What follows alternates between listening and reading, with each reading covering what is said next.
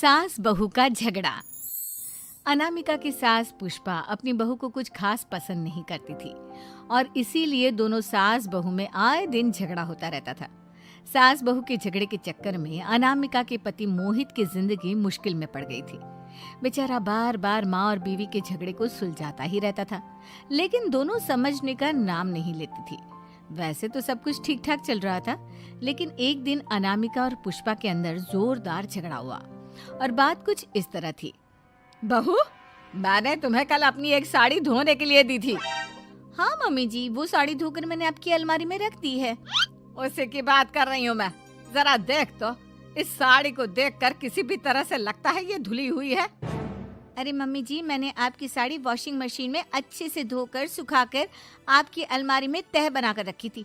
आपके तो नखरे खत्म ही नहीं होते। अरे कैसी बात कर रही है मुझसे? मेरे नखरे? अरे मोहित, जरा ये देख तो, ये साड़ी धुली हुई लग रही है क्या? अरे मम्मी, जब अनामिका कह रही है कि उसने साड़ी धोई थी तो मान लो ना। हर बात पर झगड़ा करना जरूरी है क्या? क्या है ना मोहित, तुम्हारी माँ को तो मेरे हर काम में नुस्ख निकालने की आदत पड़ गई है। जब तक दो चार खरी खोटी सुना नहीं लेती ना, इनका दिन नहीं निकलता। अरे चुप कर, बहू होकर मुझे जवाब देती हो। एक तो गंदे कपड़े उठाकर अलमारी में रख दिए, ऊपर से कैंची की तरह कचर कचर बोली जा रही हो।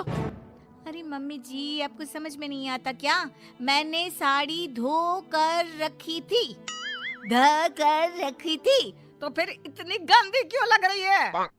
अब मुझे क्या पता मम्मी जी, आप इस पर इस तरह तेल और घी की चिकनाई के दाग लगाकर लाएंगी तो ये मेरी जिम्मेदारी थोड़ी ना है। अरे तो हाथ से धोना चाहिए था ना।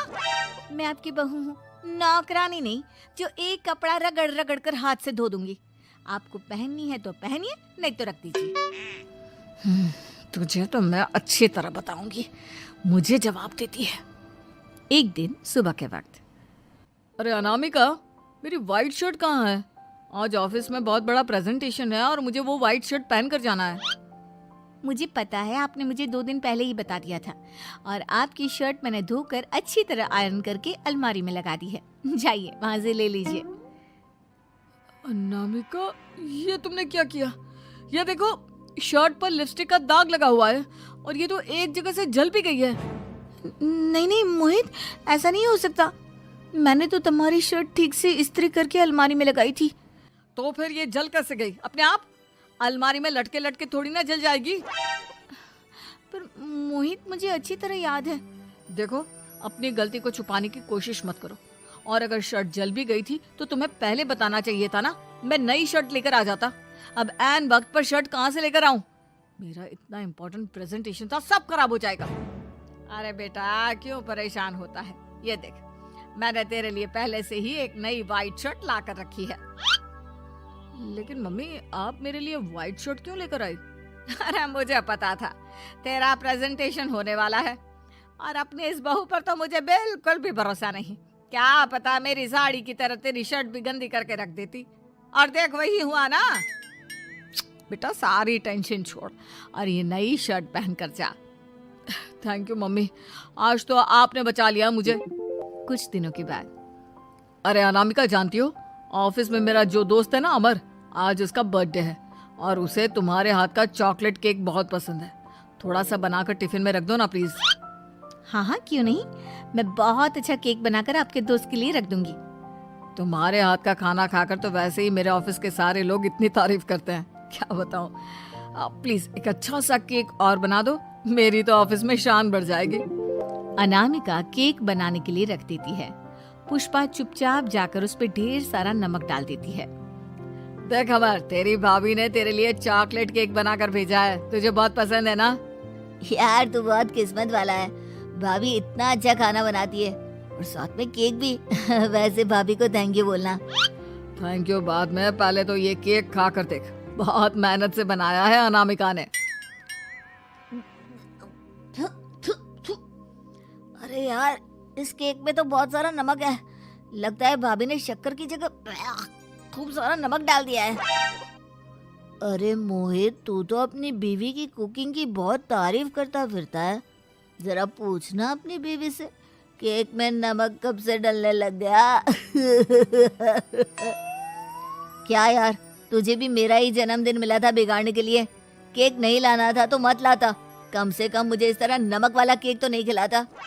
अरे नहीं यार, अनामिका ऐसा नहीं कर सकती, जरूर कुछ गड़बड़ हुई होगी। घर जाने के बाद अनामिका, अगर तुम्हारा केक बनाने का मन नहीं था तो ना बनाती, लेकिन मेरी बेइज्जती करवाने की क्या जरूरत थी? अरे आपकी बेइज्जती, ये आप क्या कह रहे हैं? मैंने तो सुबह आपको इतने अच्छे तरीके से केक बना कर दिया था। हाँ, लेकिन उसमें इतना सारा नमक डाल दिया था कि आज ऑफिस में मेरा अच्छा खासा मजाक बना है। मेरे सारे दोस्त हंस रहे थे मुझ पर। अरे बेटा, मैंने तो तुझे पहले ही समझाने की कोशिश की थी। एक नंबर की गैर जिम्मेदार है ये लड़की, कोई काम ठीक से नहीं करती। उस दिन भी गंदी साड़ी रख दी थी मेरी अलमारी में और झूठ बोल रही थी। कुछ दिनों के बाद अनामिका देखो, मैंने अपना लैपटॉप चार्जिंग पर लगाया है, उसे अच्छी तरह चार्ज होने देना। मेरी एक अर्जेंट मीटिंग है, प्लीज बीच में से हटाना मत। हाँ हाँ ठीक है, मैं नहीं हटाऊंगी।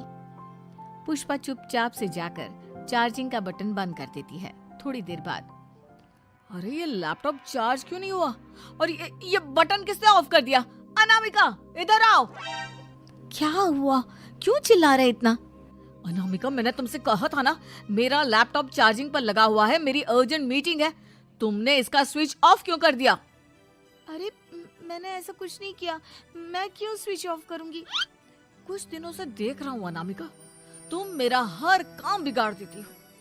देखो ये अच्छी आदत नहीं, कम से कम तुम्हें इस बात का तो ध्यान रखना चाहिए था कि मेरी कितनी इंपॉर्टेंट मीटिंग थी। अब क्या करूंगा मैं? आई एम सॉरी मोहित, लेकिन सच में मैंने जानबूझकर कुछ नहीं किया।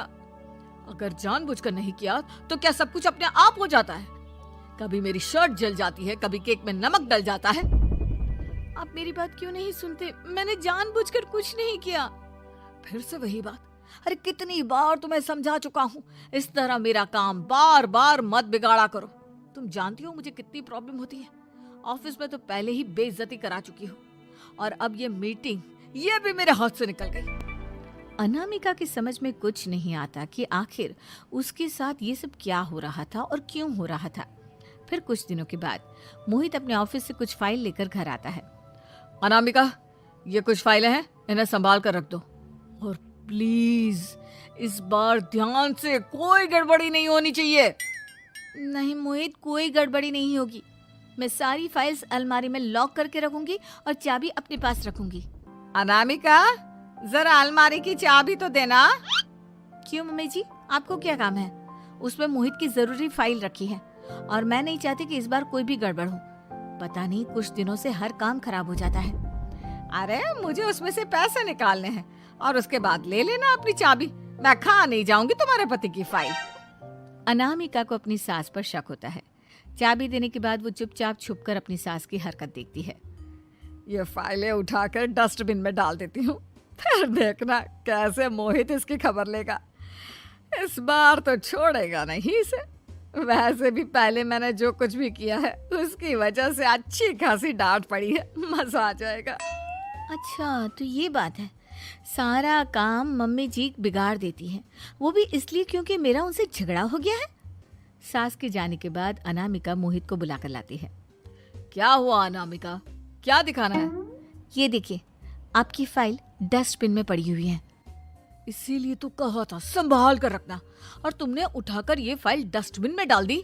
मैंने नहीं, तुम्हारी मम्मी ने डाली है, मुझसे बदला लेने के लिए, ताकि तुम मुझे डांटो। और अगर मैंने डाली होती तो मैं तुम्हें दिखाने के लिए बुलाकर तो नहीं लाती ना। सही कह रही हो, मैं अभी मम्मी से जाकर बात करता हूँ। थोड़ी देर बाद, मम्मी सच सच बताइए, मेरी फाइल अलमारी में से निकाल कर डस्टबिन में आपने डाली थी ना? अरे अपनी माँ पर इल्जाम लगाता है, शर्म नहीं आती तुझे? मैं इल्जाम नहीं लगा रहा हूँ मम्मी, जो सच है वही पूछ रहा हूँ। आप जल्दी से बताइए आपने ऐसा क्यों किया? अरे तो क्या करती, तेरी बीवी मुझसे झगड़ा करती है, उल्टे सीधे जवाब देती है, मुझे उससे बदला लेना था। अरे मम्मी, लेकिन आप दोनों के झगड़े के चक्कर में मेरा कितना नुकसान हुआ है, ये कभी सोचा आपने?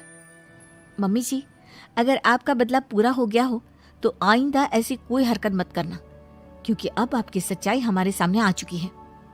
यह तो वक्त ही बताएगा मैं क्या करूंगी और क्या नहीं। मम्मी जी, कहा ना आप ऐसा कुछ नहीं करेंगी। अरे मेरी जो मर्जी आएगी वो मैं करूंगी।